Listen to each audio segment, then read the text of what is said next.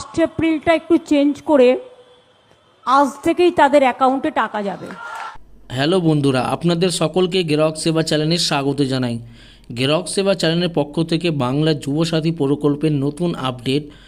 মাননীয় মুখ্যমন্ত্রী ঘোষণা অনুযায়ী 1 এপ্রিল থেকে 9 আজ থেকে টাকা দেওয়া শুরু।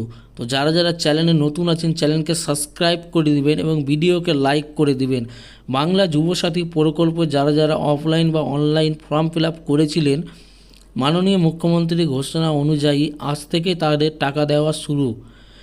অনেকেরই আজকে ঢুকে যাবে, অনেকের কালকে ঢুকবে, অনেকের কিছুদিন পর ঢুকবে। আপনারা নিজের ব্যাঙ্ক অ্যাকাউন্ট চেক করে নেবেন এবং কার কার টাকা ঢুকলো অবশ্যই কমেন্ট বক্সে কমেন্ট করবেন।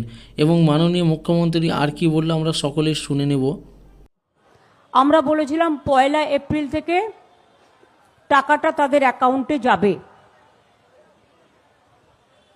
কিন্তু কালকে আন্তর্জাতিক মহিলা দিবস আছে, তার উপহার হিসেবে আমরা ফার্স্ট এপ্রিলটা একটু চেঞ্জ করে আজ থেকেই তাদের অ্যাকাউন্টে টাকা যাবে।